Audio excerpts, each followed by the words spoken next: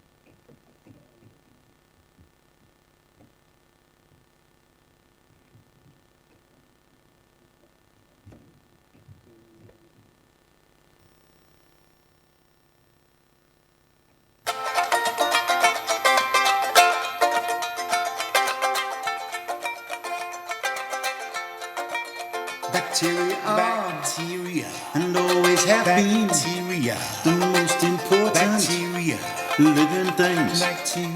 Bacteria and always have been the most important living things. Bacteria and always have been the most important living things. Bacteria microorganisms have been the most important living things. Microorganisms have been the most important living things. Bacteria always have been the most important living things. Bacteria always have been the most important living things. Spheres of the cocci, rods of the bacilli, spirals of the spirochetes, sarcina bunched in cubes, staphylococci growing like grapes, and the streptococci in chains.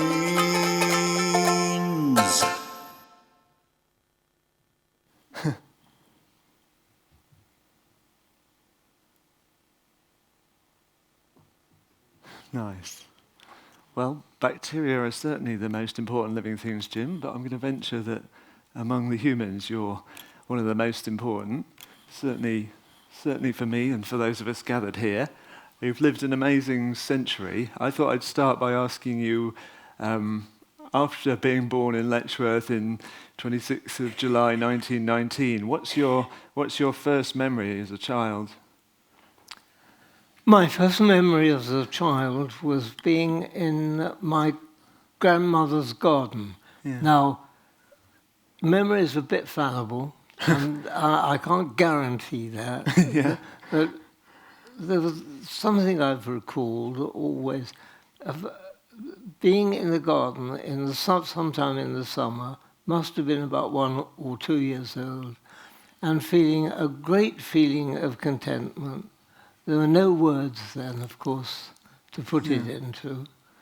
It was just a feeling, and didn't last long. It Yeah. faded away.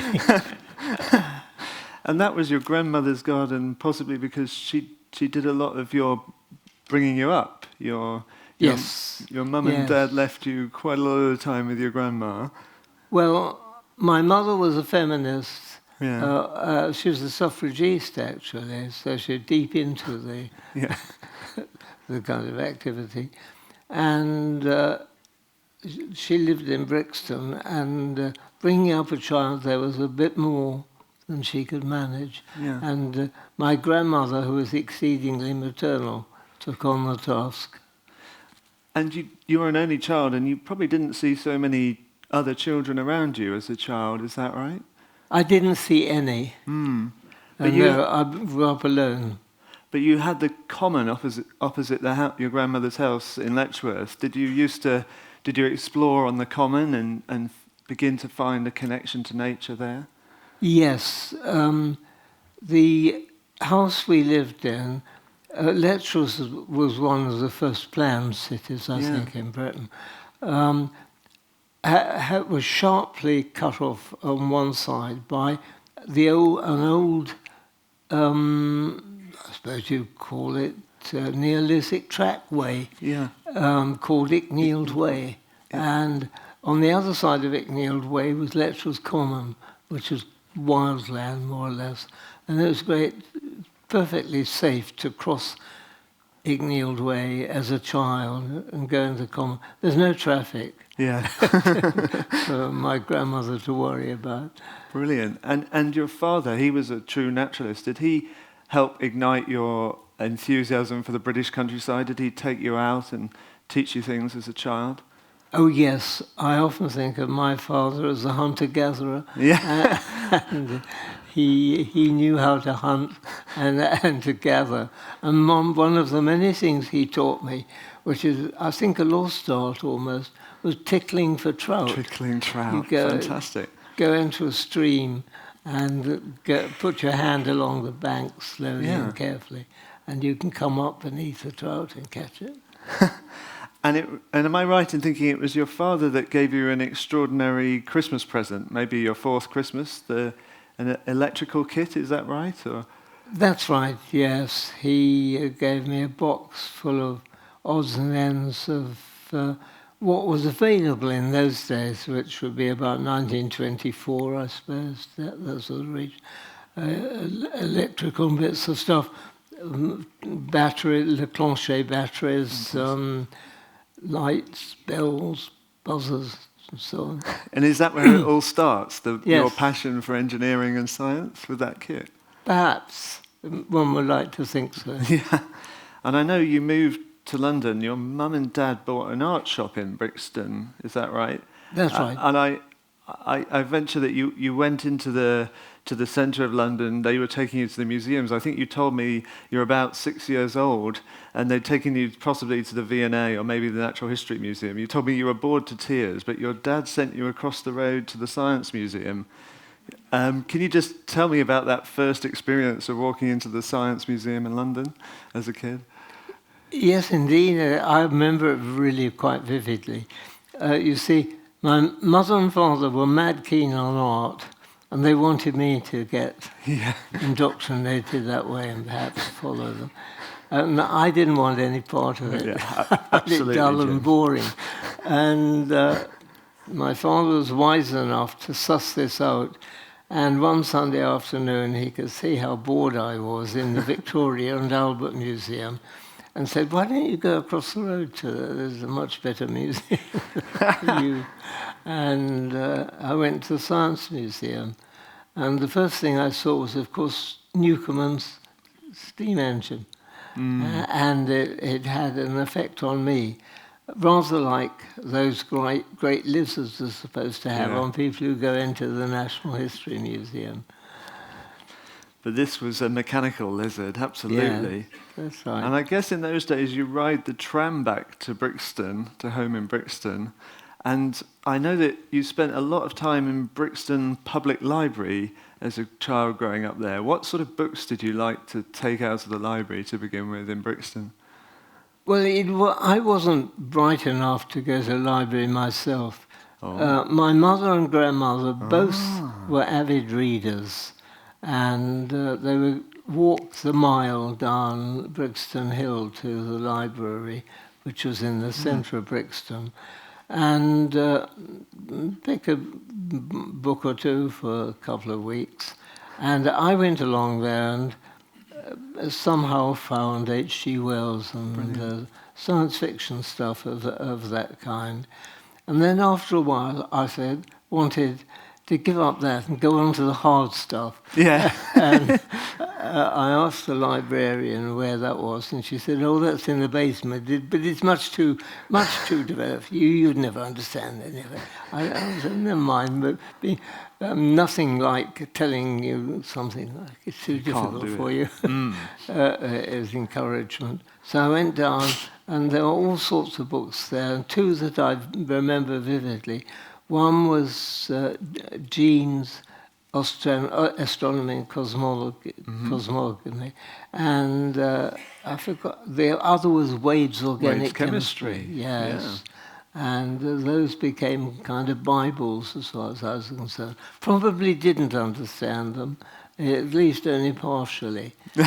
But somehow, you know what children are, well, you've got some. Yeah. Something stuck, I think. And then you went to grammar school, and I think you've told me before that the lessons were pretty terrible. Is that right? And would it be fair to say you were bored by school? Very much so. It's difficult really to explain, but there were exceptions. The man who taught English was very accomplished, and he gave me my love of poetry. I can remember him vividly comparing the dull, boring poem about daffodils of Herrick, what is it? Fair daffodils, we weep to see you haste away so soon. The early rising sun has not attained his noon. Very miserable. Compared it with Wordsworth's picture of daffodils fluttering and dancing in the breeze. Yes. No. So there were exceptions. And you got this passion for science at school. Was that fueled more by interacting with other bright children, or teenagers, I guess, as you were then? Yes, there was one extraordinary exception. I think I've got the dates right, I hope so. It was when we were both in the fourth form, which was round about 14 years old, just approaching puberty, but not quite there. And there was one boy called Piercy. I wonder if he's still alive. He during his summer holidays, was like me and went to a library somewhere and got lots of books on early quantum theory. Wow. And he came back all full of excitement and told us about this and said, if any of you are interested, I'll be more than glad to talk to you about it during the term. And I think at that time it wasn't even a degree subject. I may be wrong on that. But it meant that such things as the wave-particle duality problem weren't problems.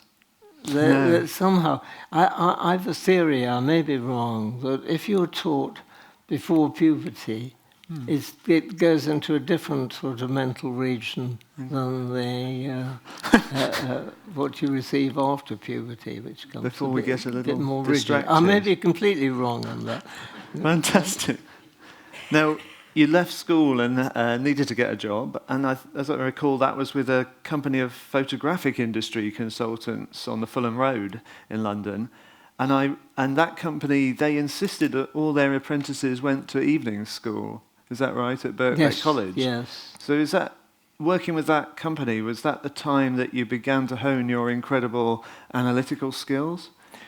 No, it wasn't that. It was, my parents were not wealthy, and there's no way you could go to university other than by passing a scholarship or by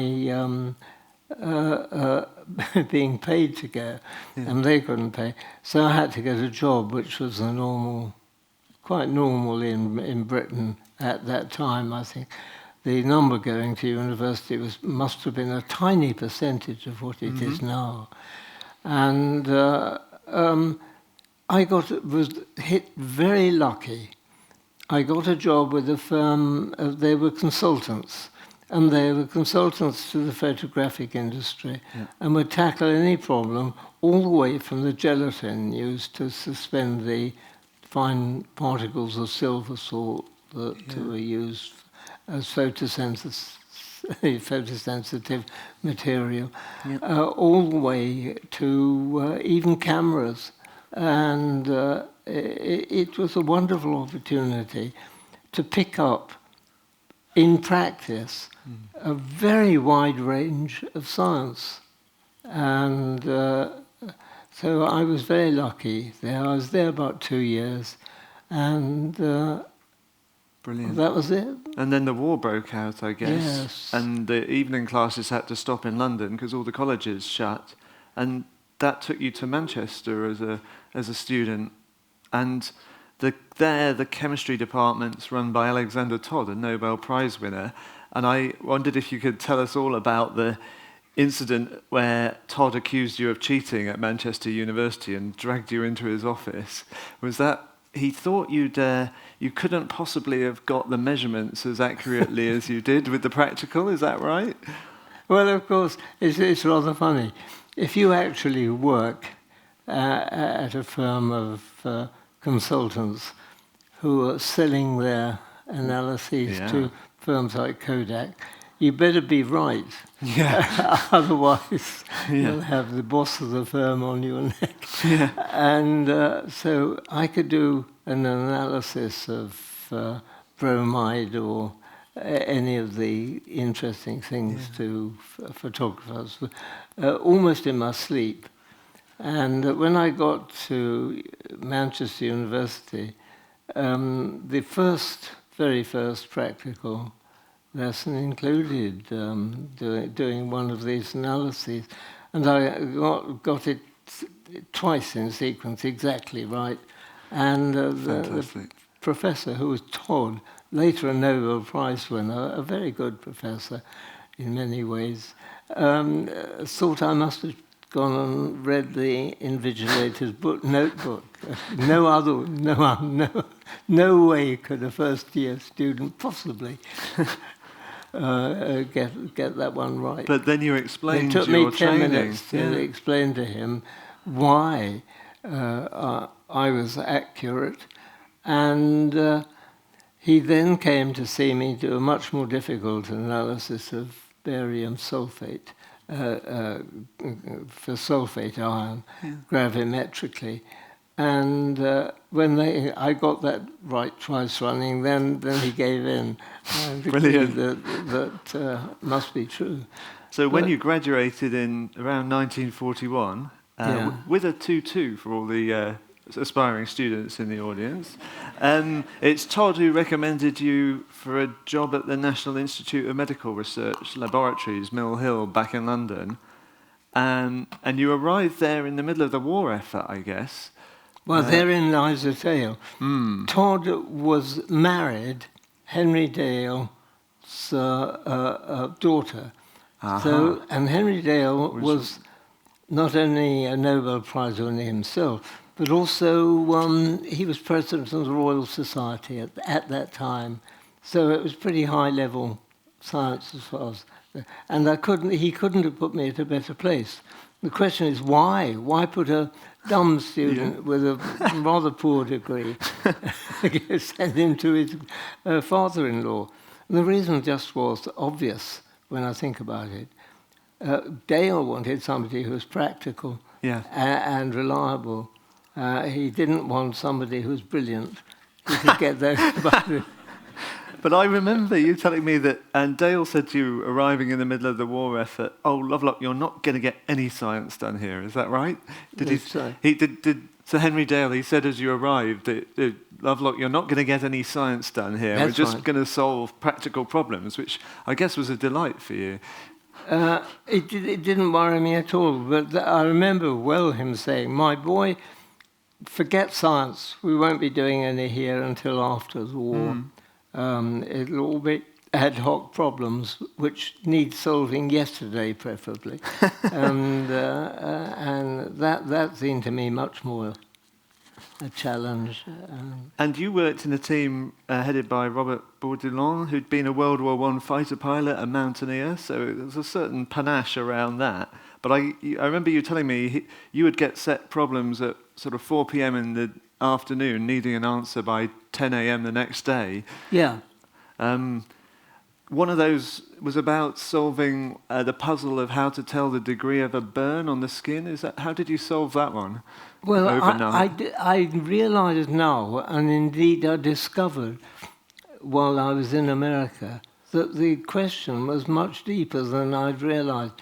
He knocked on my door at about 4 o'clock one afternoon and said, "I say, Lovelock, do you think you could produce for me a very simple instrument that will tell whether a person has received heat radiation sufficient to give a first, second, or third degree burn?" And I said, "When do you need it?" He said, "Preferably tomorrow at 10 o'clock. There's immediate." I compare it with today. I don't think that would be a very likely question. But anyway, I produced the answer for him. It's quite simple, really. If you take strips of paper and paint them with, it so happened, gas detector paint was just right. They went a faint pink for first degree burn, a bright scarlet for a second, and yellow for a third. So it was quite easy to do it. But I now realise it was for nuclear bomb tests. Yeah. They wanted of something course. simple and cheap that you could spread around. And but that was not something you talked about then. No. And that leads us into, we haven't talked about your Quaker upbringing, but you were a conscientious objector in the war. Not doing the whole of it. No, I was going to ask about that. Was there a point where, working on what you did and seeing what you saw, where you changed your mind and wanted to enlist? Very much so, yes. No, I was brought up a Quaker. My mother knew that Quakers tended to be favoured in time of war if they wanted to be conscientious objectors. And so she enrolled me at the local Quaker Sunday school.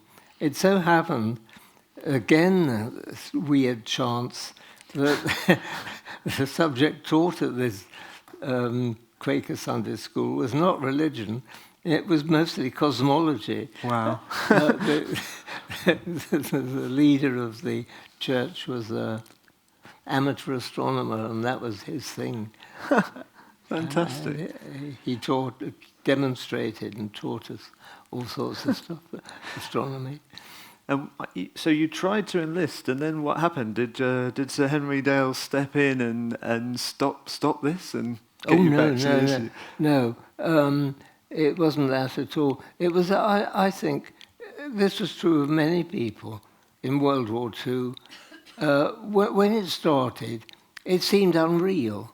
Yeah. Life went on as normal, and we weren't starved. There was nothing much happening, and the people talked about the phony war. And after a while, I thought, "What the hell am I, a conscientious objector? What is it to object to with all of this?" And began to drift away from the idea.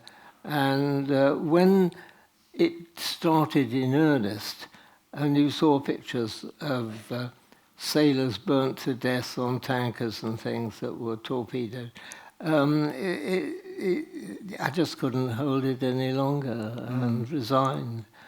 And the result of the resignation was I was seen by a very nice colonel, and he said, "Oh yes, we can quite understand why you're changing." And he said, "Well, I think a job you're obviously best trained for is a hospital orderly. And I knew that was not me in any sense. And fortunately, the director of the National Institute stepped in and said, "What nonsense! You're much more important doing work here. Carry on." Now the war ends, but you do after that end up working in a hospital, one called Harvard Hospital, but actually in the UK near Salisbury. Yes. And that was when you were working on the common cold, is that right? That's right, yes. It was a peculiar sort of a place, that old institute. There were no proper departments, and a number of distinguished scientists, well known. For example, virology was run by a man called Andrews, who I think discovered the influenza virus. Yeah. And I was in his department nominally, but I was also in the physiology department, so I don't. It was very wild. It's beginning to get tormented by biologists, no doubt. It didn't matter as long as you could solve a problem. Yeah. And then in the early 1950s, you went back to Mill Hill, to the National Institute of Medical Research. And I know that you got a bit of a reputation there as the Institute's problem solver. You had some very famous figures around you, but everybody used to come and ask you to solve their little problems. And I know you worked on cryogenics. I wondered if, for those that haven't heard about this, is it true that you were part of the first group to freeze and resuscitate small mammals? Yep, it is true. And my colleague was Audrey Smith, who was a very capable biologist, and we were able to freeze golden hamsters until they were so solid. They were just like this, and like a piece of solid ice. You could bang them on the wood, make a resounding sound. But you could bring those things back to life. But the only way of doing it was diathermy. And this I introduced to them because the biologists are naturally a bit cruel. And their way of reviving the animals was to put a red-hot spoon on their chest above their heart and get the heart beating so that it pumped warm blood around. And but it left the animal in a very bad state when it finally recovered. Whereas a simple hospital diathermy equipment, I made one for them, would bring it back to life without any harm whatsoever. And at the end of that period, I got rather fascinated. I wanted to play with magnetrons, the sources of very high power microwaves. And I managed to get the Navy to lend me a continuous wave magnetron and use that to warm hamsters, bring them back to life from the frozen state. And you also used to heat your lunch up? Well, no. With but the what I microwaves? did do was to make the first microwave oven, I think. That is, I don't mean it was a patentable device. It had already been patented by Raytheon, but that was for industrial cooking, not for domestic. This thing was a box, just like a thing with a timer and all the rest of it. You put the hamster in to turn the things. And after a while, it was running around inside. So sounds like a good life, doesn't it, folks? Now, this somehow led to the work on inventing the electron capture detector. Is that right? Because you were looking at the damage caused by the fatty acids and the lipids in the freezing process. That's right. The biologists had found that sensitivity to freezing and cold depended a lot on the degree of saturation, that is, number of double bonds, in the fatty acids of their tissues. And I think it's a simple physical thing. The more unsaturated a fat is, the lower its melting point. and nothing worse than having your fat inside freezing solid. It makes movement and all sorts of things somewhat limited. Yeah. And anyway, I collected some of the fat from these hamsters just to check its degree of saturation, and went to Archer Martin, who had just invented gas chromatography, and said, "Do you think you'd be able to analyse this for me?" He looked at it and said, "Oh yes, of course, I'd love to do it. Fatty acids, just our cup of tea, we can do that well." And then he said, "But where's the sample?" And I said, "It's at the bottom of that test tube." And he said, "But it can't be more than a milligram." I said, "No, it's 100 micrograms." And he said, "No way, I couldn't do that. You'd need at least 10 times, if not 100 times as much.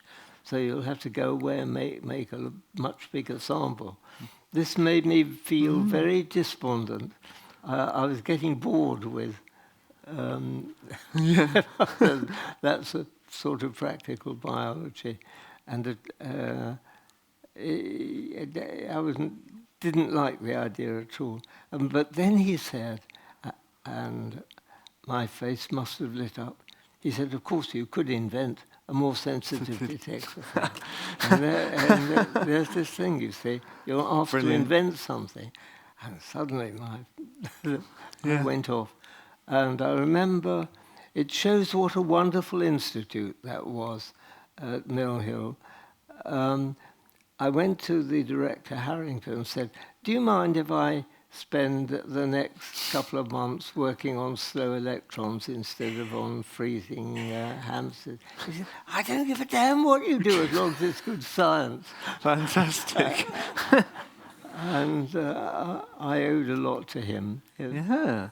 And when that incredible letter arrived from NASA in 1961 inviting you to join the space program and the search for life on Mars as well, ultimately, Harrington was good enough to let you go, I guess, to go and work for NASA. I guess you had to have one of those awkward conversations where you went up and told your boss, "Well, I've got this extraordinary opportunity, I want to take it." Well, yes, this again is a measure of Harrington's quality, because this was at the peak of the brain drain. And the good people were moving to America because they were offered anything up to three or four times the salary they were getting at Mill Hill. And I get very cross with whatever government we had then, I can't remember which it was. Why on earth didn't they pay their good people better? Because then they wouldn't have gone. And they just didn't have the wit to see the need to do that. But however, that's a long story, and it goes back a long, long time. And when you arrived at NASA, one of the problems they were wrestling with, as I understood it, the engineers, was they needed to create a vacuum potentially on the Mars lander, but an air pump would be way too heavy to take on the landing craft to run the chemical analyses. So how did you solve that problem of creating this lightweight way of being able to run the instruments? Is that where the palladium coil comes from? Very much so. There was a period of despondency at Jet Propulsion Labs because they had a gas chromatograph mass spectrometer instrument that would do very well for analysing the things that would be found on the soil. There wouldn't be soil, it would be regolith on Mars. The difference being soil is obviously something which is natural and has living things in it. Regolith is just rock, ground powder.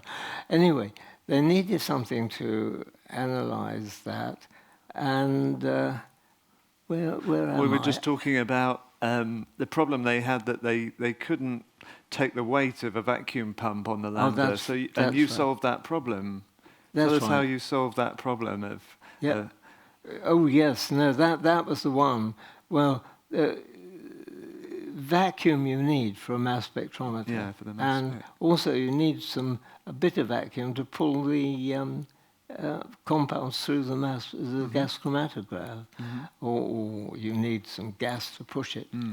And it occurred to me, and to the JPL engineers, that the obvious thing there was that during its journey through space, the whole apparatus was evacuated to a nearly perfect degree. Yeah. And when it landed, that was its condition, as long as it was sealed up. Yeah. And therefore, what you needed was a simple way of transferring the carrier gas, which is the hydrogen was used, it's the lightest, from the gas chromatograph part of the instrument to the mass spectrometer. And that's where the problem came. We had all sorts of inventors come to the lab with different ways of separating the gas from the heavier things it was carrying. And none of them worked. Not one. Very sad. And it suddenly dawned on me that there was this old discovery, I've forgotten who made it, of the permeability of palladium to hydrogen. And I think it's normally assumed that hydrogen just diffuses through palladium metal, much as oxygen, for example, diffuses through steel and other metals. And it's just an ordinary physical process. I don't think it is. I think it's some quite strange process, possibly a quantum mechanical one, because hydrogen goes through palladium in such a way that not just some of it, but all of it goes through, and quite literally all of it. And when you demonstrated this to your coil of palladium to the assembled engineers, did they? I imagine they were happy. I got a cheer. Yeah. Which is quite unusual for those. You weren't so popular in all the meetings with the biologists, where you were quite frustrated with some of their approaches for looking for life on Mars. And one of them challenged you in one of these meetings, I guess, and asked you, how would you detect life on a planet then, Lovelock? So what did you answer then? Was that the I think I said, well, I'd look for an entropy reduction on Mars, because I'd read that beautiful little book, I hope you've all read it, by Schrödinger, called What is Life? He wrote it during World War II, when he was in Dublin, and as a refugee, I suppose you'd call it.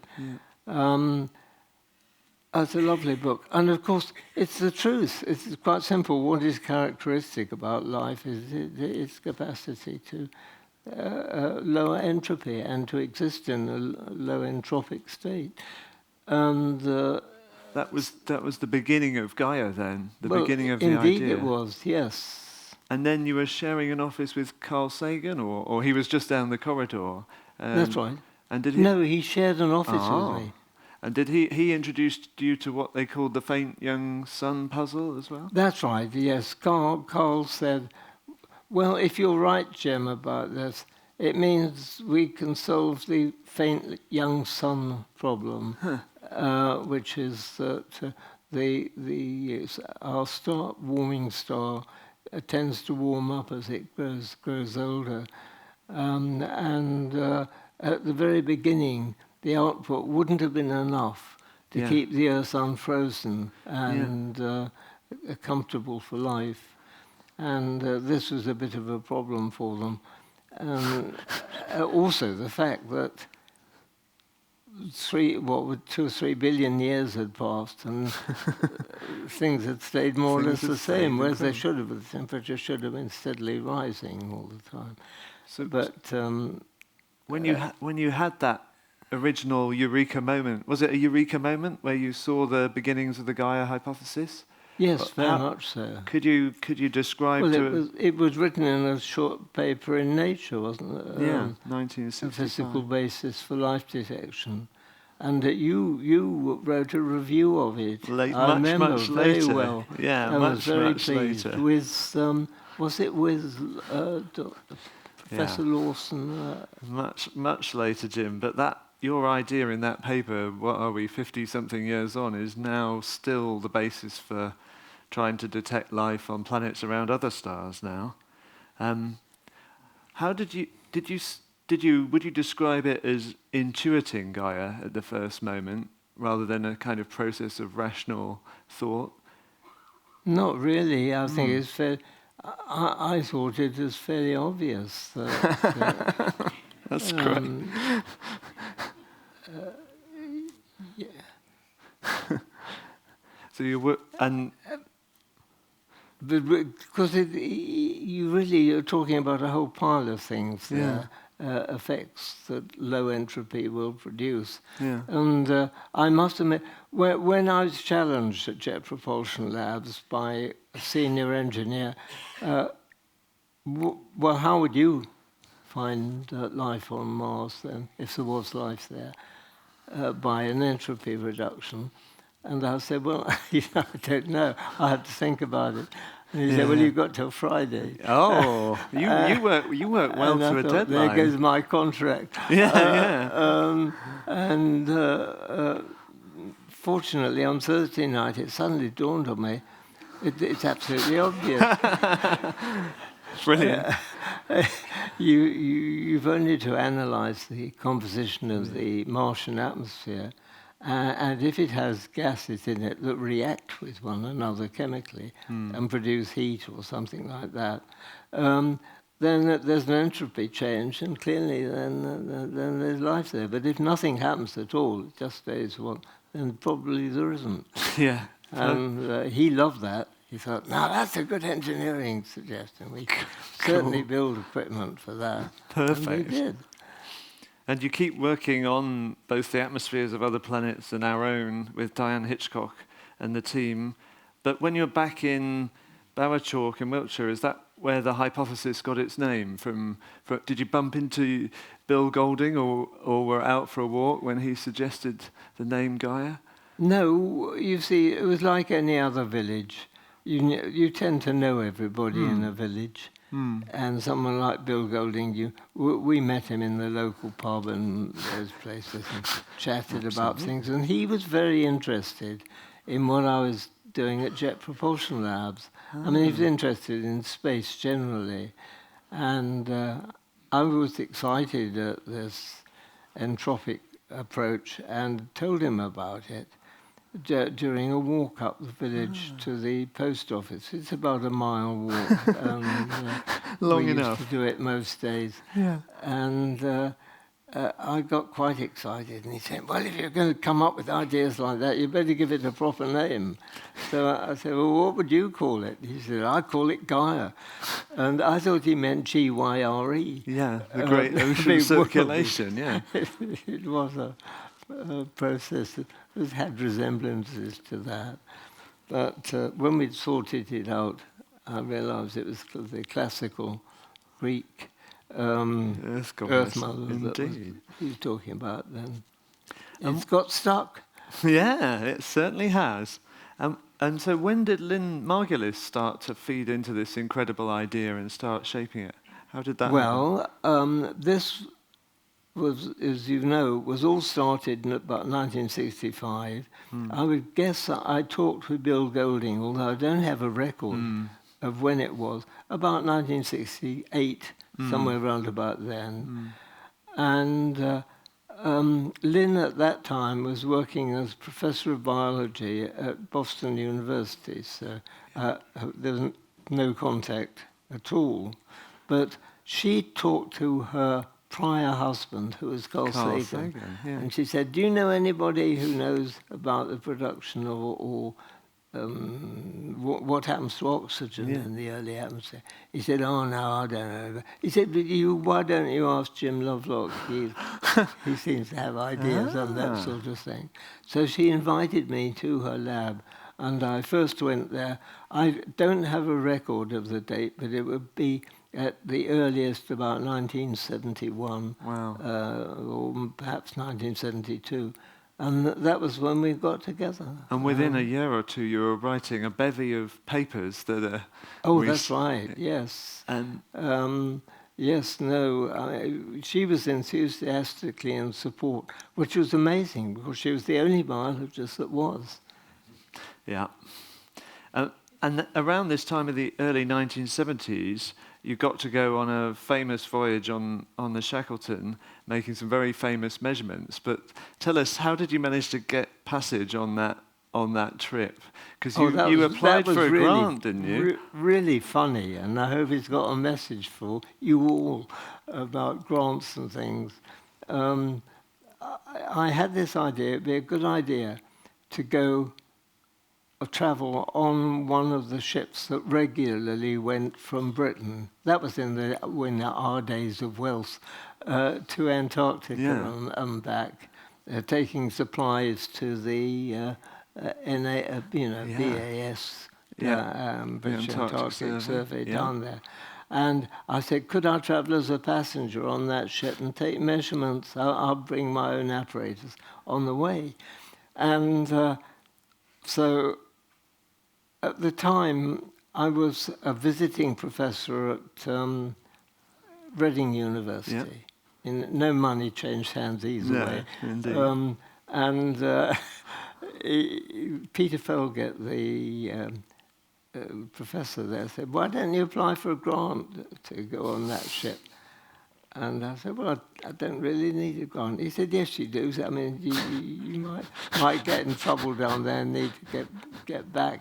You'd be in trouble if you're not doing it all on your own. Yeah. So I said, all right, well, I'll apply for a grant to NERC. And I wrote a grant saying, wanting to look for the atmospheric abundance of the halogen compounds in the air. It wasn't just CFCs. Yeah. It's also things like carbon tetrachloride and other, and methyl chloride later, and others, and also dimethyl sulfide, which I was very interested in as a compound in the sea, and methyl iodide, which, although exceedingly rare, only present at 1 part per trillion or thereabouts, is easy to measure. And well, with your instruments, it is right. not with anybody else's. And that was it. And back came my application, rejected by the academic committee on the grounds that it was quite impossible to do any of these things. Every schoolboy knows that the fluorocarbons are the most inert compounds that there are available. It's difficult to measure them at parts per million. And the applicant is claiming to measure them at parts per trillion. The grant is clearly bogus. Don't bother this committee with frivolous applications of this kind in future. So I think this upset the civil servants no end, and that they came down to see what I was really doing. I mean, at least it might be something deplorable.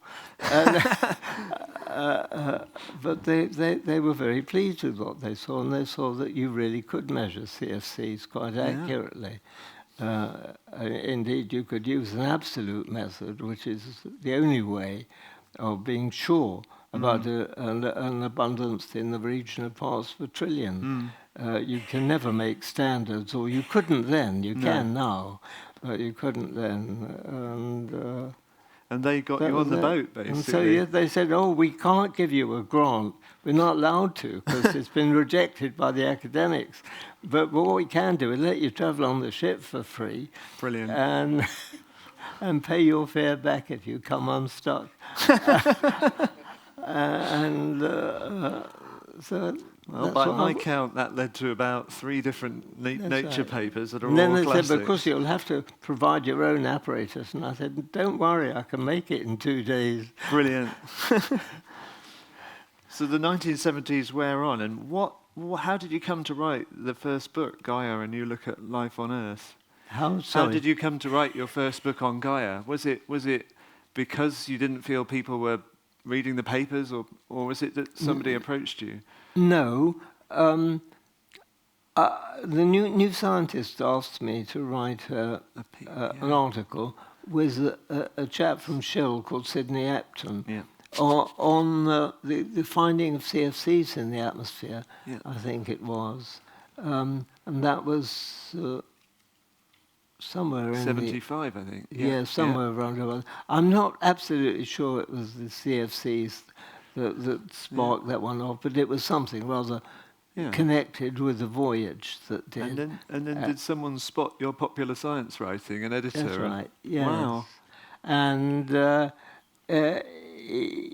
after it was published, I was approached by one of the editors of Oxford University Press and said, would I like to write a book on it? And I said, I've never written a book. I couldn't write a book. How wrong you were. No way. How many have you written now?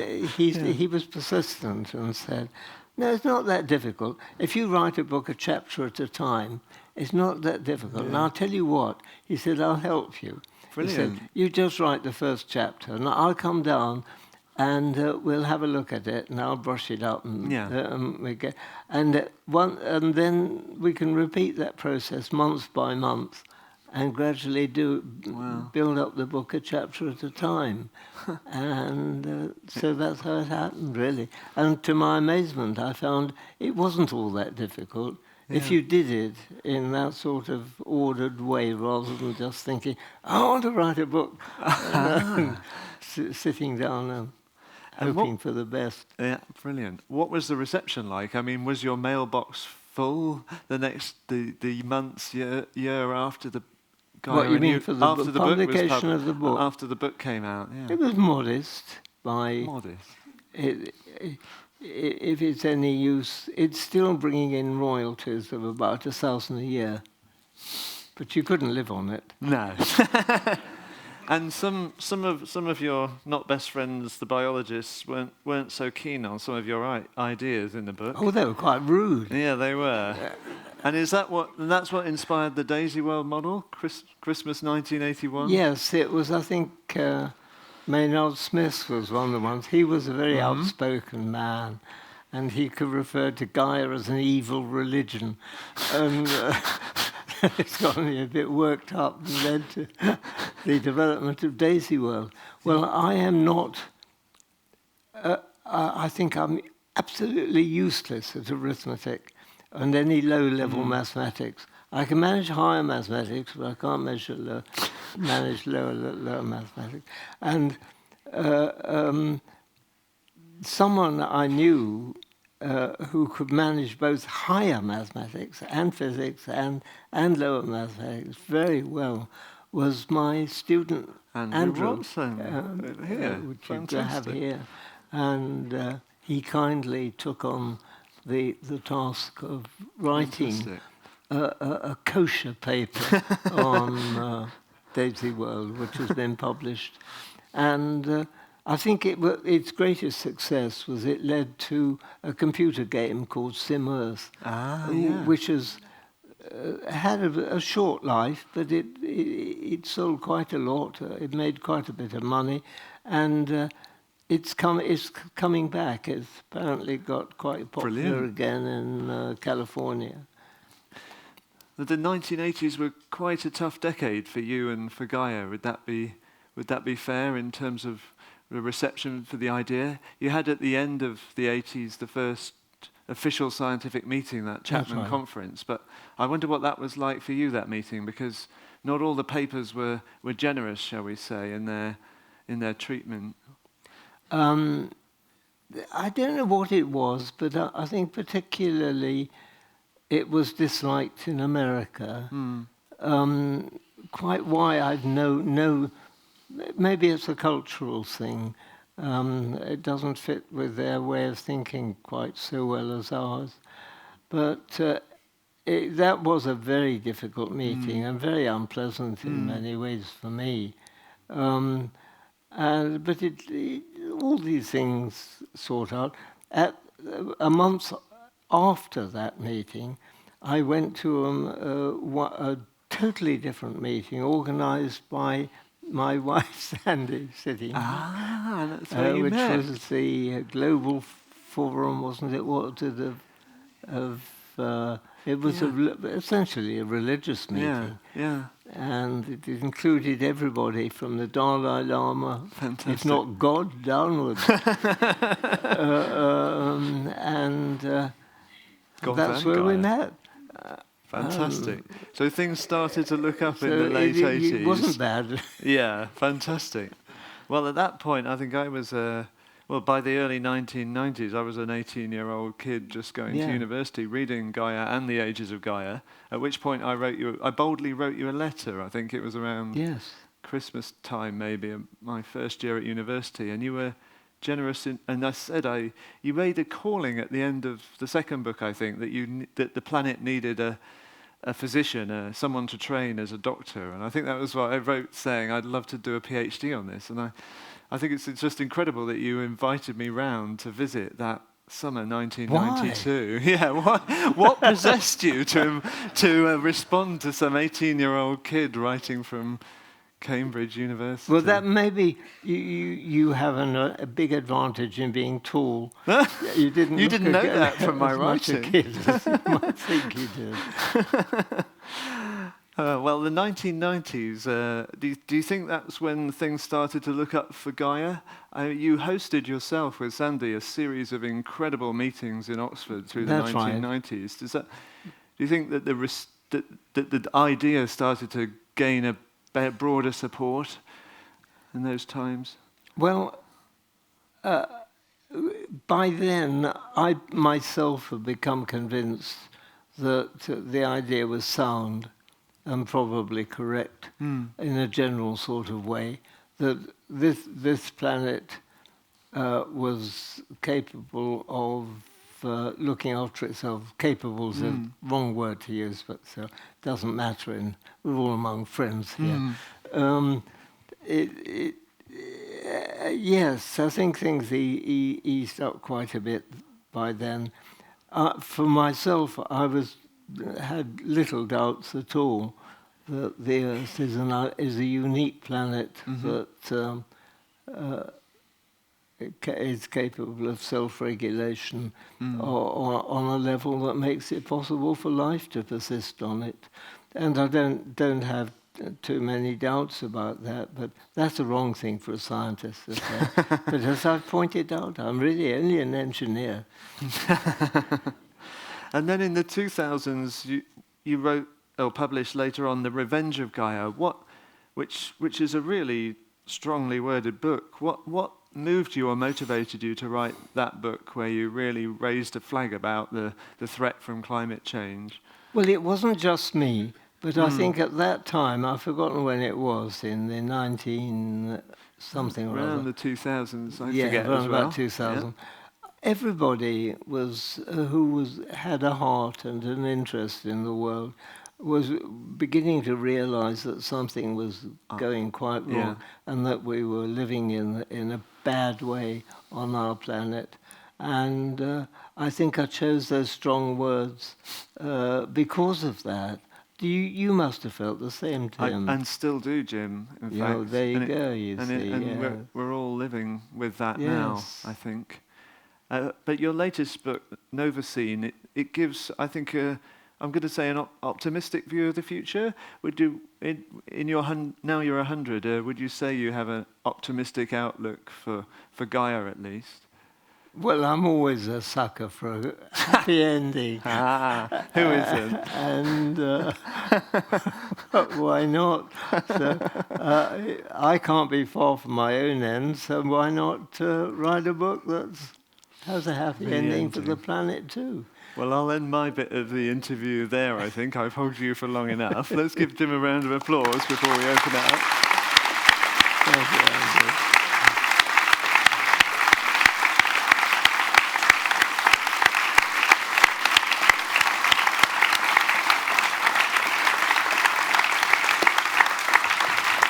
Yeah.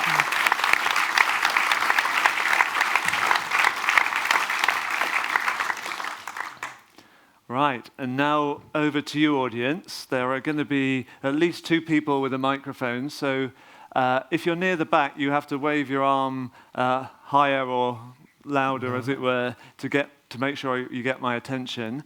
Let's start to take some questions. So I'm going to go to the lady who's right at the back in glasses, I think.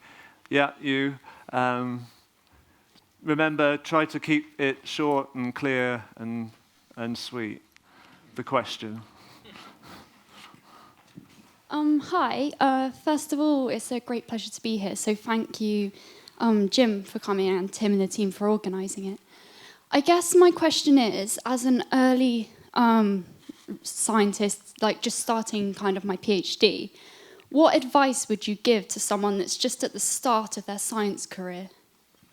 What advice would you give to someone who's just at the start of their scientific career or vocation, just starting their PhD? Phew.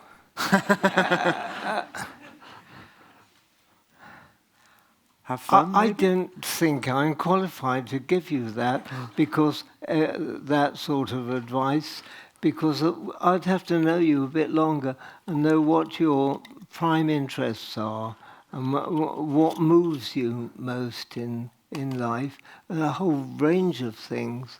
It would be, I think, wrong and rude of me to give you some off-the-cuff answer to that question. Nice answer. On the front here. My name is Rasmus. Thank you for the interview. I have a very, you said you wrote this book one chapter at a time. Can I just ask what inspired you to write the chapter on the sea? What inspired you to write the chapter on the sea that's in your original Gaia, A New Look at Life on Earth? Oh dear. That's a tough I think question. it was Arthur Clarke who was a man that made many trenchant statements, who said, why did they call this planet Earth when clearly it is ocean? And I've always been interested in the sea, and it just is true. I mean, our planet is covered in water. It's not covered in land. Great. Okay, I'm going to stick with that side. Very energetic hand of Colin, I think. And then we'll come over here. Thank you, Jim. I wonder if you could spend a few minutes telling us how you view Gaia now. What is Gaia? Oh. Not so easy. No, in fact, it's worse than that. You'd have to allow me quite a bit of a while and a bit of conversation together to give you an answer to that question. I think if I said, what is Gaia? You can't sum it up in just a few words, any more than I could sum up an answer to, who am I? Ah, nice. Okay, what have we got? Somebody in a colourful shirt near Pete, and then we'll go into the middle there. Looks like Rosie. Thank you. My name's Nat Dyer. You've talked, Jim, about the early influence of Quakers on you, and I read somewhere that you said that seeing the Earth from outer space in the early pictures from NASA had a spiritual impact on you, but then also that Gaia is an atheist's dream. So I wondered, do you have any thoughts about Gaia and spirituality and how the two link together? Sorry, I didn't. What are your thoughts on Gaia and spirituality? So, I have no thoughts on spirituality, I'm afraid. It's not part of my ethos, if you like. I don't think in that sort of context. let's go to Rosie in the middle. Hello, thank you very much for coming here and seeing us all. My question is, what are your thoughts about the possibility of life on other planets? Oh, do you think there's life on other planets? It's an interesting question, that. NASA is sending out all sorts of probes to look for life elsewhere in this solar system. And astronomers are looking at the spectra and other information you can gather from planets all over the cosmos that they can get to for the same reason. And so far, there's not been any confident evidence that there is life anywhere in the cosmos apart from on this planet. And I think there are good reasons in terms of time for thinking that we are the only ones yet. We're the first ones to have a go at life. Nothing has been around in the cosmos long enough for life. You see, after the Big Bang, it took an awful long time before things cooled off. I'm not going to give the exact figure because I don't carry it in mind. And then it took an awful long time for stars to form. And they have to go through their processes and blow up, and some of them, the big ones, and produce the heavier elements and whatnot. And it takes another long, long period before there's anything. So we are very much Johnny-come-latelys, but we are the first ones to perhaps incredible be lucky enough to get life. So next question comes from somebody called Gaia, Gaia Vince. Hello, Jim. 2 questions, if I might. First of all, are you still inventing, Jim? Are you still inventing things? And what was the last thing you invented? And the next question is, are you passing the baton of Gaia to others, to Tim Lenton, to pursue it? What was that? First question was, are you still inventing things, Jim? Well, and the second? Try the first question. I'll tell you the second question in a minute. No, I'm not. At the moment, they've been too busy organising a meeting in Oxford. Or helping Sandy. Helping Sandy's wonderful organisation. And yes, I ought to be inventing, but I'm not. I'm sorry. The second question was, are you passing the baton of Gaia to others? Possibly me, was Gaia's suggestion. Am I or we the keepers of your incredible theory, trying to develop it? How can I pass it to you? You'll take it up if you're interested. Exactly, Jim, as I try to do. And put your own thing into it. Exactly. It'll be yours. Thank you. Right. Now, who else we got? Let's take one right at the front here.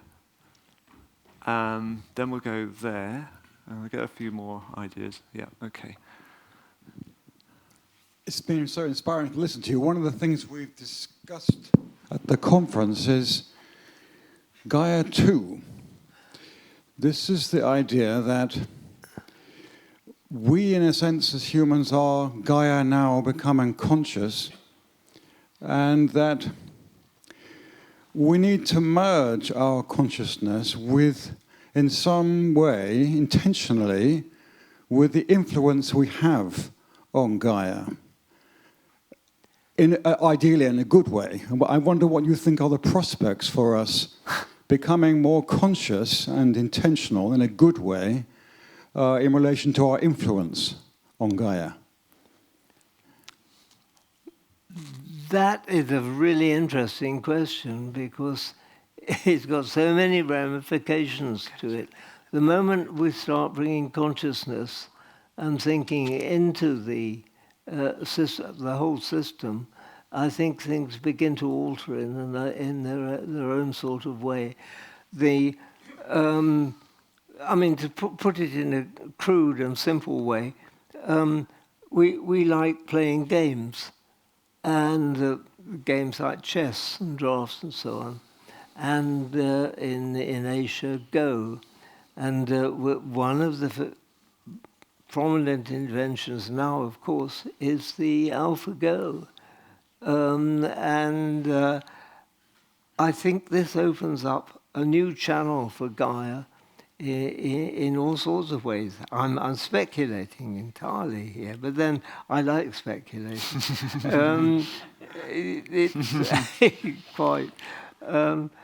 I think this way we have a chance of getting into the Nova scene, into a world which is independent and not so sensitive to heating as the ordinary form of life is. See, our form of life on Earth is unusually sensitive to overheating, and it wouldn't take much to wipe it out. This, I think, is the big worry we have. I mean, a repeat of the dinosaur impact would probably do it. Yeah. So, yes, is my answer to you. Great. Okay, I'm going to go to the lady in the blue and white striped top there. Who else is looking to ask a question? Lots of you, I hope. Yeah. Where's Pete? We'll go up there to the lady up there. Thank you, GSI, for opening this most fascinating interview to the public. Jim, I would like to know your opinion about Extinction Rebellion, please. These are the protesters, many and varied, who were very active in London recently, protesting about the need for urgent action on climate change, and that our governments aren't doing enough. I feel sympathetic towards them as personal actions. You feel strongly about something and you've got to protest, and that drives them. But I don't have much hope that what they're doing will really make any change whatever. It's a large planet, an awful lot of people on it who are not protesting in the least. Some of them are doing things which are positively harmful in a grand way. I find it quite extraordinary when I pick up a newspaper. It may have pages all about global warming and so on, but at the same time, you will find almost always, if not very frequently, column inches on how such and such a country has found a new oil deposit and how its wealth will be improved. I mean, it should be regarded as a major disaster to find a new oil deposit. Yeah. It isn't. It's always regarded as some great blessing. Well said. Next question up there with the mic.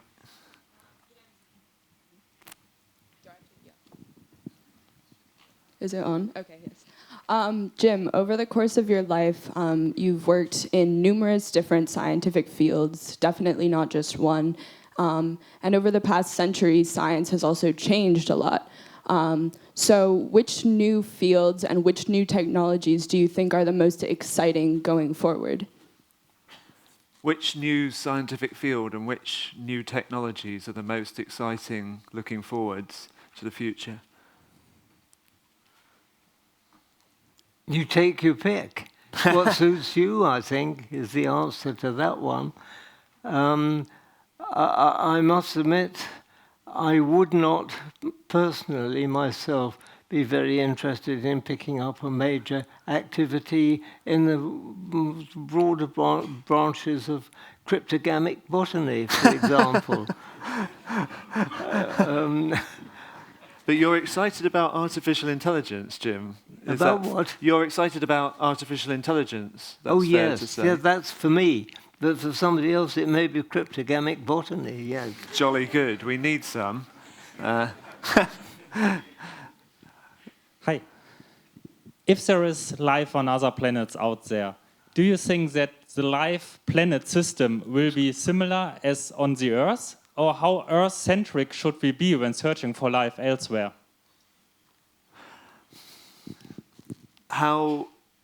When we're looking for life elsewhere, should we base it at all on what we know of life here, or should we be completely general about how we approach looking for life? Well, my approach to that is that looking for life elsewhere is not a very useful activity. Yeah. I don't think there may not be any, and you may be wasting an awful lot of time looking. As far if there is life that uses the chemicals we have on the Earth, I can't help but believe it won't be so different from ours. Mm-hmm. Great. I think Michael Marshall up there in the black shirt. if my eyesight is up to it. Other hands? Yep. Okay. You said that you've never really had any doubts that Gaia was correct in a general sense, and I just wonder if there's anything about the original hypothesis that you now think was wrong. Was there anything about the original Gaia hypothesis that you now would correct or would think was wrong? I can't remember. Would you? Can you, Andrew? I mean, you were around then. Would you change the purposeful language, Jim? Would you change the language which originally described Gaia as a purposeful? Yes, I being? think so. Yes, that's probably true. That was wrong, plain wrong. But then you make mistakes. That's how we learn as scientists, right? Yes. Exactly. Great. Okay, there was a question. Gosh, there's lots of questions. I'm going to go with Stefan, and then another one down here. So, sorry, Pete, did you have somebody at the back? Or? No, I was just putting you in, making you work. Stefan Harding. See, I know some of the audience. Thanks very much, Tim. Thank you. Jim, how would you say intuition is as important as reasoning in coming to understand Gaia as deeply as one possibly can? I could. There have been times when I thought reasoning is just a jade. It's a waste of time. Yeah. In which case intuition would be all powerful. But I think neither of them alone provide the full answer to your question. I think if you're talking about intelligence and where we go, we don't know enough yet. Great. There's a lady here in a white top, that Mike will just come from behind. And then,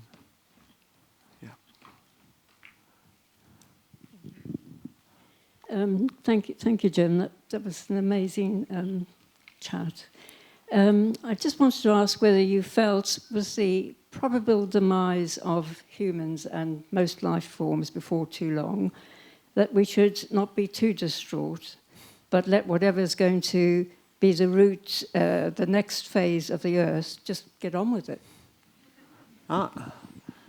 So I think the question was, if we take a really Gaian view, should we choose not to be distraught about the possible loss of human life and just accept that some other living thing is going to flourish in the future Gaia? Sorry, I didn't quite... No, I'm having trouble with the question as well. Did I get the question right? Simple, please. Well, I wasn't particularly necessarily taking a Gaia view of it, but I was just saying humans have been around for such a short time in the whole scheme of things. If we disappear, and most other life forms, what will happen with the Earth? I mean, do we just not bother about it? You know, why should we be so concerned about carrying on?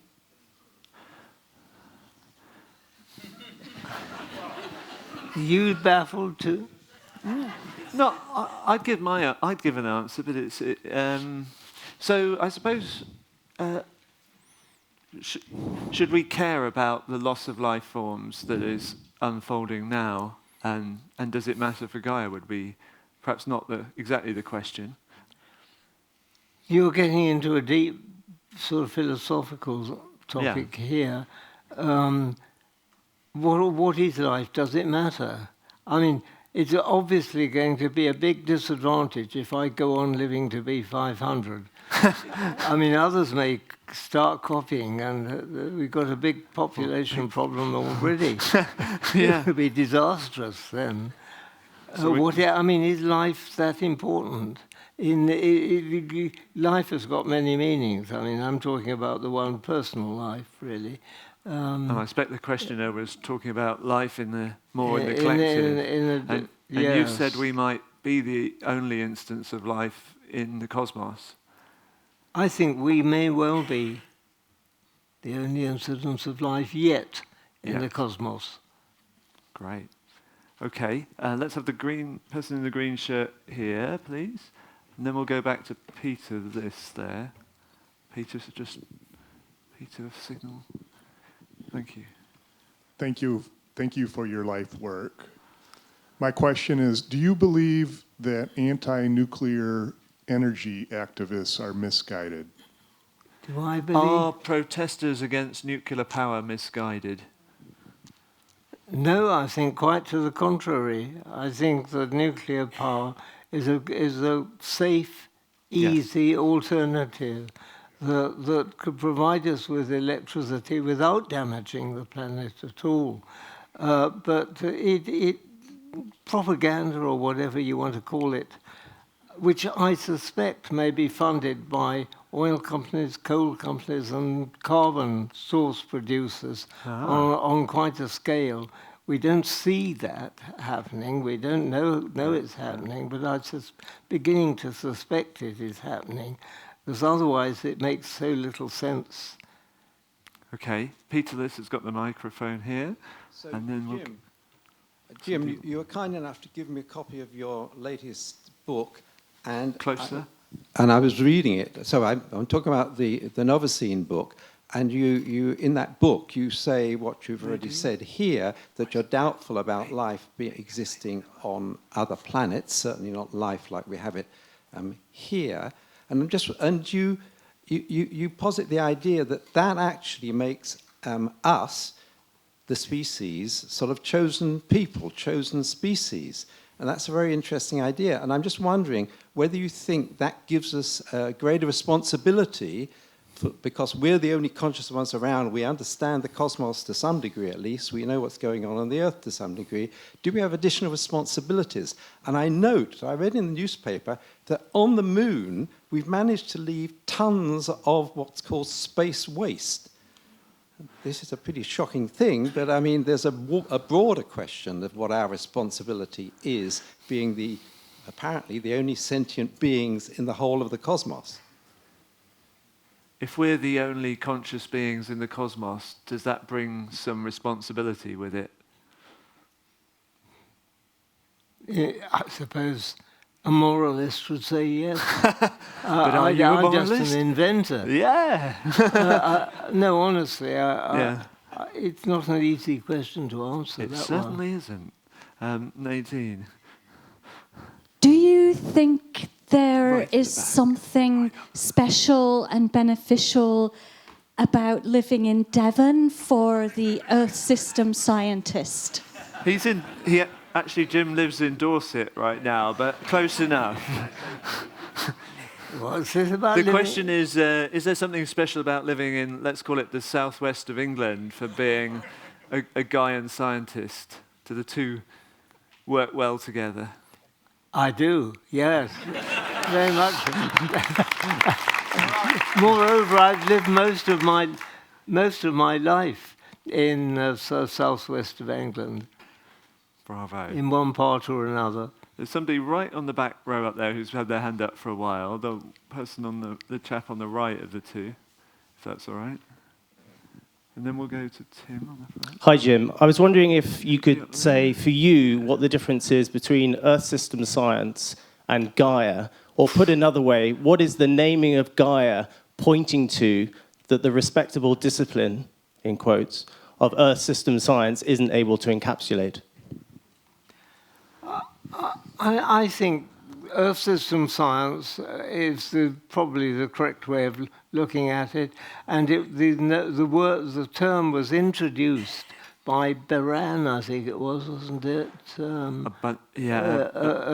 Penn State College. A bunch of people in the 1980s. Yes, congregated around that. He introduced it, and I don't blame him. Gaia was pretty unpopular. For some daft reason. I mean, it makes no sense to me. I'm baffled entirely. Yeah. I mean, Gaia is the GE part, is the root of geology, geography, all the earth sciences. Yeah. Why object to the use of the root? I mean, it makes no sense whatever. But there it is, and I think the introduction of the idea of Earth system science as an alternative is fine, but it's not so. It isn't so poetic, is it? No. Tim O'Riordan on the front. Jim, Who how else? nice to be part of this event. And I'm just saying how delighted we all are to be part of this event. This is a question for both of you. So Tim is also in the frame in relation to Gaia 2.0, and that is the idea that the way out is recycling in its totality and renewables in their totality. Now, there is one idea of getting traction, not only in this country but across the world. It's called loosely the Green New Deal. It's being promoted by a large number of people, but it is in many ways a Gaian resurrection. And I'm just wondering whether either of you can see in this particular movement, which is highly controversial, the possibility of a Gaian resurrection. One simple way to put it is, could we create a future human society that functioned more like Gaia does, powered by sustainable energy, nuclear energy, and recycling materials? Could we create a society that was behaved like Gaia? That is a very interesting question. First of all, I would look at it as an engineering inventor rather than anything else. Is it practical for humans to be good, so to speak, and live on the Earth using nuclear energy by having sunshades around it and extend the lifespan of life on Earth almost indefinitely? I think it's possible.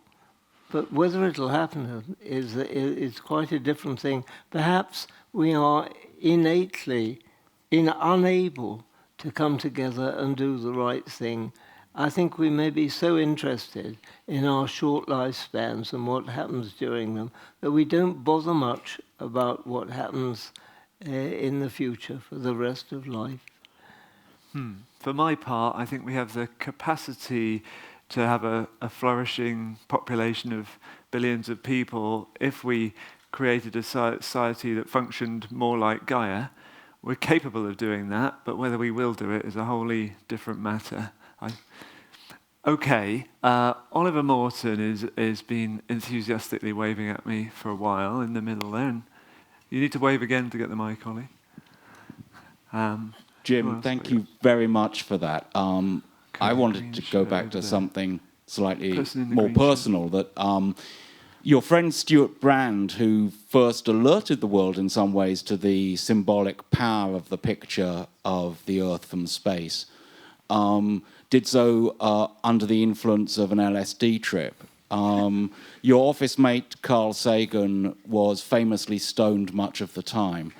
Have you used artificial stimulants to expand your mind, or have you found that you didn't need to? I'm sorry, I wish I could have heard that. The question was, have you used any illicit drugs to stimulate your creativity over the years? I know that, like many older people, you're getting some medical benefits from cannabis these days, aren't you, Jim? I'm allowed to say that? The answer to that is a simple, of course I have. And so have all of you. Don't you all drink tea and coffee? Yeah. There we go. Man in the green shirt. Jim, if you were anointed or selected or chosen as a kind of benign ruler of the planet, or a philosopher king, or maybe an inventor king, what would you do? How would you take advantage of that to make a better Earth? If you were the global benign dictator, how would you use that power to make a better Earth or Gaia? I wouldn't accept the job.